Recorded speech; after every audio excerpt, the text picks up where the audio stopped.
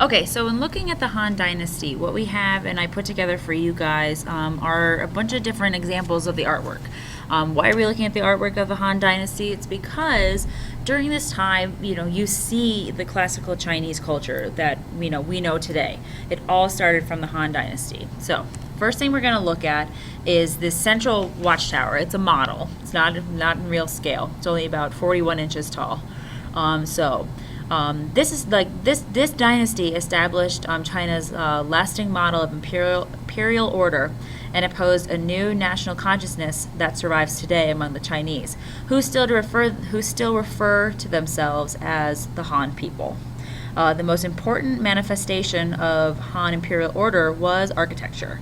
All right, so all of these different complexes, the tower gateways, the city walls, they were all built as symbols of power and prestige, as well as for defense. All right, so this ceramic model of a watchtower shows us the essential features of Han architecture. All right, so the next artwork that we're going to look at is animal pen with figures. All right, which is earthenware, the green glaze. Pretty noticeable for the dynasty, but it's an animal pen which is populated by goats, tended to by one mother who cradles an infant in her arms. All right, so it's a typical of the spiritual utensils that accompanied the deceased in burials of the Eastern Han Dynasty. All right, replicas of farm animals, utilitarian objects, and entertainers were believed to provide nourishment and amusement for the soul of the tomb occupant. The elevated structure serves as an architectural record of rustic buildings that would have been part of a large architectural estate, and preserves in clay design, wooden design, and construction, such as the low-pitched roof with a series of wood rafters, with a central beam, and that have long since disintegrated above the ground. All right, so the popularization of these spiritual utensils over the course of the Han Dynasty reflect dramatic changes in Chinese society, illustrating how power circulated beyond the imperial government and nobility to a broader bureaucratic class. All right, in the early years of the Han, Confucianism emerged as the dominant philosophy, and the empire became dependent on the class of scholar officials.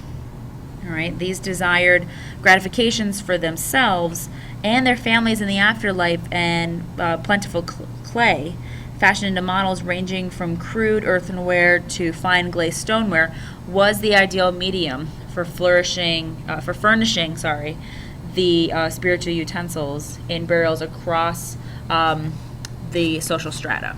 All right. The next one we're going to look at too is the Liumbo board and pieces.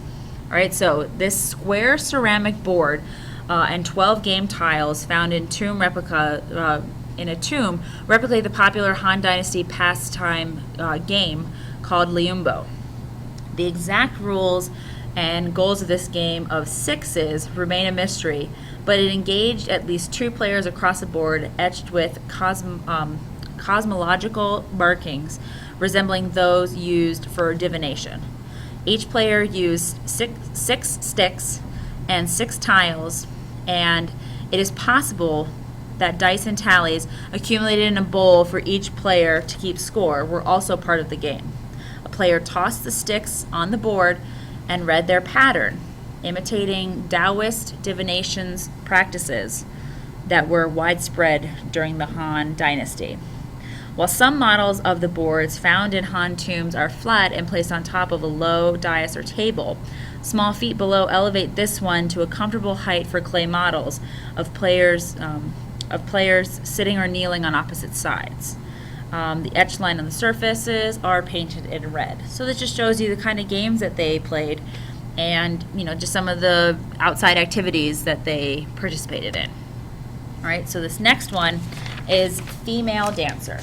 All right, so the figure is a quintessential example of early Chinese sculpture, which found its highest expression in the third to first centuries BC. All right, so unlike the geometric approach of the Greeks, which the sculptures were very realistic. They were very they were human. They looked like they were real people. The Chinese sculpture sought to capture the life spirit of the human subject, concentrating on facial expressions and a posture that suggests movement. So in this instance, obviously, she looks like she's dancing. Okay. And then the last one that we're going to look at. This is a tomb panel with relief of figures in a pavilion. So if you guys are looking, it looks like it's like a house and there's stuff going on. So the fabulous birds and winged immortal on the central roof of this building in relief suggest a paradisical environment rather than an earthly realm. All right, the four towers, the larger one decorated with a tiger on the left and a dragon on the right, a pair at the back with standing attendants, flank the open two-story pavilion. All right, the columns with the capitals support the platform on the second level and the roof, and the figure at the right center, distinguished by her large bird-headed cap and flowing gown, represents this person known as Queen Mother of the West. All right, a complicated and multivaliant figure was the thought to rule the land of the immortals and played a major role in Han belief. All right, so significant changes occurred in Chinese funerary practices during the 1st century AD as tombs replaced ancestral temples as the focus of rites.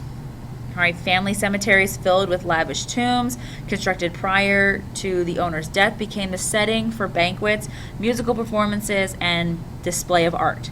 Stone began to be used, possibly reflecting the influence of growing ties with India, and replaced brick as the principal architectural medium. State sponsorship of Confucianism led to the development of a new funerary iconography that extolled virtues such as proper conduct and filial piety, which we know is the act of honoring your elders, honoring your family. All right, so what this shows us about Han culture is, we see what their belief structure was. So we see, the things that they wanted to have, within their tomb, kind of like the Egyptians. Their artwork obviously not as sophisticated as what we know from the Greeks and what we know from the Romans, but you still see, their architecture, displaying that was a huge, was something that they certainly took into consideration when they were putting together, their artwork. And it also shows a sophistication that during this time, we started seeing all across the world. So when you're thinking about this and you're thinking about the Han Dynasty, and a lot of these things are familiar for what we now know today. It's because of the Han Dynasty that classical Chinese was able to withstand so much over time, in that it's what was relevant then is still relevant today with a couple modernizations. So just keep that in mind when we talk about the differences between the Han Dynasty and what we're going to be discussing tomorrow is the Qin Dynasty.